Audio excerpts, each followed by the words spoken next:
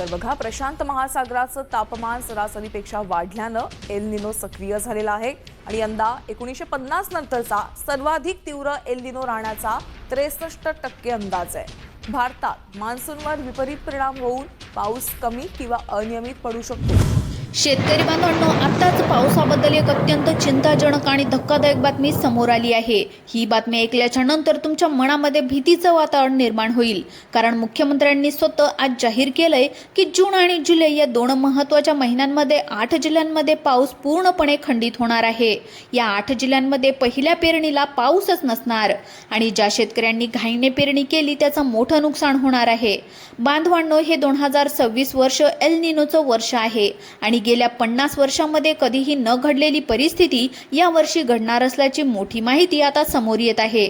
त्यामुळे हा व्हिडिओ अर्धवट सोडून जाऊ नका, शेवटपर्यंत लक्षपूर्वक पाहत राहा, कारण या व्हिडिओमध्ये सांगणार आहे कोणत्या 8 जिल्ह्यांमध्ये पाऊस धोका देणार आहे, कोणत्या जिल्ह्यांमध्ये मुसळधार पाऊस पडणार आहे, पेरणी नेमकी कधी करावी आणि मुख्यमंत्र्यांनी शेतकऱ्यांना कोणत्या सूचना दिल्या आहेत, हे सर्व आता एक एक करून या ठिकाणी सांगणार आहे। शेतकरी बांधवांनो, सर्वात आधी समजून घ्या की एल निनो म्हणजे काय आणि त्याचा महाराष्ट्रातील पावसावर काय परिणाम होतो। बांधवांनो, एल निनो म्हणजे प्रशांत महासागरातील पाण्याचं तापमान सामान्यापेक्षा जास्त होणे।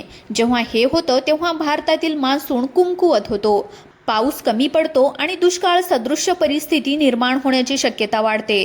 बांधवांनो, 15 वर्षापूर्वी सुद्धा असा सुपर एल निनो आलेला होता। त्यावेळी लातूरला रेल्वेनं पाणी न्यावं लागलं होतं। ही गोष्ट आठवतीये का तुम्हाला? तेवढी भयंकर परिस्थिती होती आणि आता पुन्हा एकदा तोच एल निनो दुप्पट ताकदीने सक्रिय झालाय। त्यामुळे यावर्षी महाराष्ट्रातील 8 जिल्ह्यांमध्ये पावसाची परिस्थिती अत्यंत चिंताजनक राहणार असल्याची माहिती हवामान तज्ज्ञांनी दिली आहे। शेतकरी बांधवांनो, आता बघा, एप्रिल आणि मे महिन्यामध्ये काय झालं तुम्ही सगळ्यांनी अनुभवलंय। इतका मोठा अवकाळी पाऊस पडला, गारपीट झाली, कुठे शेतातील पिके उद्ध्वस्त झाली। इतका अवकाळी पाऊस पाहून शेतकऱ्यांना वाटलं होतं की जून जुलैमध्ये तर धुवाधार पाऊस पडेल, मान्सून धुमाकूळ घालेल, पेरण्या व्यवस्थितपणे होतील। परंतु बांधवांनो, अचानक वातावरण बदललं, हवेचा दाब बदलला आणि जे वाटलं होतं त्याच्या उलट घडायला सुरुवात झाली। आता कोरडे वारे वाहू लागले, उन्हाचा तडाखा परत आलाय, आभाळामध्ये ढग येतात आणि पाऊस न पडताच निघून जातात। ही परिस्थिती पाहून शेतकऱ्यांच्या मनामध्ये भीतीचं वातावरण निर्माण झालंय आणि हवामान विभागाने दिलेल्या ताज्या अंदाजाने ती भीती आणखीच वाढली आहे। शेतकरी बांधवांनो, आता पहा, जून महिन्यामध्ये पावसाची परिस्थिती कशी राहणार आहे। हवामान विभागाच्या ताज्या अंदाजानुसार जून महिन्याच्या पहिल्या 10 दिवसांमध्ये म्हणजेच 1 जून ते 10 जून या काळामध्ये पाऊस अत्यंत कमी राहणार आहे। काही जिल्ह्यांमध्ये तर पाऊस पडणारच नाही। मग 15 जूनच्या आसपास काही भागामध्ये मान्सून दाखल होण्याची शक्यता आहे, परंतु हा पाऊस सर्वत्र समान नसेल। काही ठिकाणी हा पाऊस जोरदार पडेल तर काही ठिकाणी तुरळक राहील। जुलै महिन्यामध्ये काय होणार तर जुलैमध्ये देखील परिस्थिती फार चांगली राहणार नाही, पावसाचा मोठा खंड पडण्याची शक्यता आहे। ऑगस्टमध्ये परिस्थिती आणखी बिकट होण्याची भीती हवामान तज्ज्ञांनी व्यक्त केली आहे। त्यामुळे बांधवांनो, पेरणीचा निर्णय अत्यंत विचारपूर्वक घ्या। शेतकरी बांधवांनो, आता पहा, कोणत्या जिल्ह्यांमध्ये जून जुलैमध्ये पाऊस चांगला पडणार आहे, म्हणजेच कोणत्या जिल्ह्यांसाठी अतिशय आनंदाची बातमी आहे ते अगोदर सांगते पहा। या ठिकाणी पहिला जिल्हा सिंधुदुर्ग आहे। समुद्र किनारा जवळ असल्यामुळे आणि घनदाट जंगल असल्यामुळे या जिल्ह्यामध्ये पाऊस चांगला राहणार आहे। दुसरा जिल्हा म्हणजे रायगड हा जिल्हा, कोकणातील हा जिल्हा असल्याने येथेही पाऊस समाधानकारक राहण्याची शक्यता आहे। त्यानंतर तिसरा जिल्हा रत्नागिरी हा जिल्हा, कोकणातील याही जिल्ह्यामध्ये जून जुलैमध्ये चांगला पाऊस पडणार असल्याची माहिती मिळाली आहे।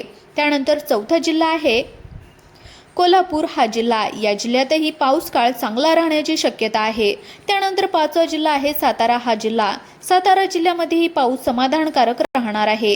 त्यानंतर 6वा जिल्हा पुणे जिल्ह्यासाठी अतिशय आनंदाची बातमी आहे, येथे पाऊस चांगला राहण्याची शक्यता आहे। 7वा जिल्हा नाशिक हा जिल्हा आणि 8वा जिल्हा आहे सोलापूर, या जिल्ह्यांमध्ये जून जुलैमध्ये पाऊस समाधानकारक राहण्याची शक्यता हवामान विभागाने वर्तवली आहे। शेतकरी बांधवांनो, आता पहा, सर्वात महत्त्वाची यादी ज्यासाठी तुम्ही इतका वेळ वाट पाहत होता, ती म्हणजे कोणत्या 8 जिल्ह्यांमध्ये जून जुलै या महिन्यामध्ये पाऊस धोका देणार आहे।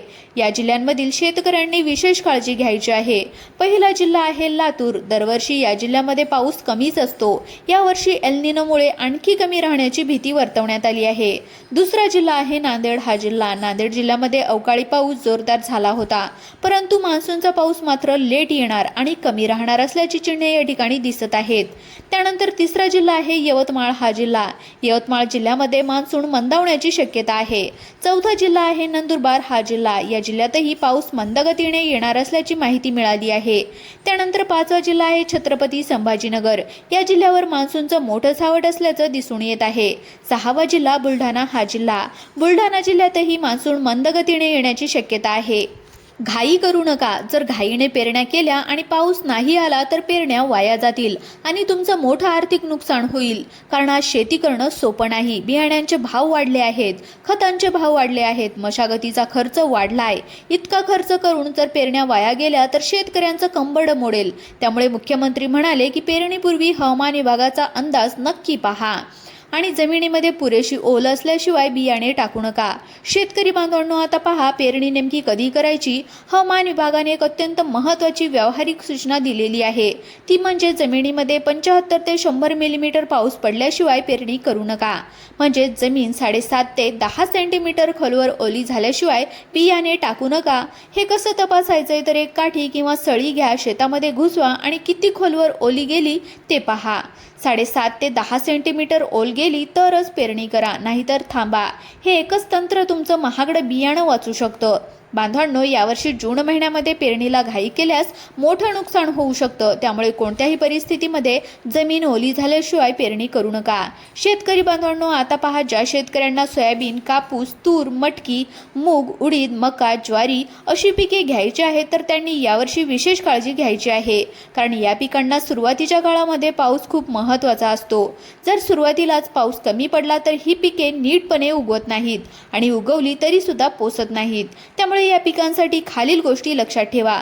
पहिलं म्हणजे पेरणीपूर्वी हवामान अंदाज नक्की तपासा. दुसरं म्हणजे चांगल्या दर्जाचा आणि प्रमाणित बियाणं वापरा. त्यानंतर तिसरं म्हणजे रासायनिक खतांचा वापर सुरुवातीला कमी करा, कारण पाऊस नसेल तर खताचा फायदा होत नाही. त्यानंतर चौथं म्हणजे शेतातील पाणी टिकवण्यासाठी योग्य मशागत करा.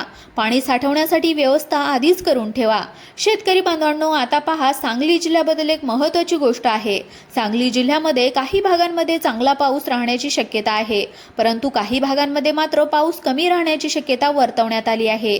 त्यामुळे सांगली जिल्ह्यातील शेतकऱ्यांनी आपल्या तालुक्याचा अंदाज स्वतंत्रपणे घ्यावा. तसेच विदर्भातील जिल्ह्यांमध्ये म्हणजेच अमरावती, वर्धा, चंद्रपूर, गडचिरोली या जिल्ह्यांमध्ये देखील पावसाची परिस्थिती थोडी अनिश्चित राहणार आहे.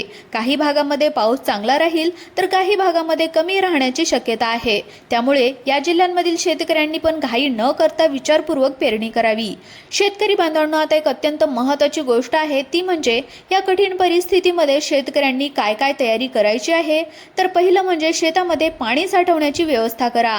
शेततळे असतील तर साफ करा, नसेल तर बनवण्याचा प्रयत्न करा. दुसरं म्हणजे जनावरांसाठी चाऱ्याची आधीच व्यवस्था करा, कारण पाऊस कमी पडला तर चारा मिळणं कठीण होईल. त्यानंतर तिसरं म्हणजे पिण्याच्या पाण्याची व्यवस्था करा. विहीर असेल तर साफ करा. पाण्याचा वापर काटकसरीने करा. चौथं म्हणजे पर्यायी पिकांचा विचार करा. पाऊस कमी असेल तर कमी पाण्यामध्ये येणारी पिके घेण्याचा विचार करा.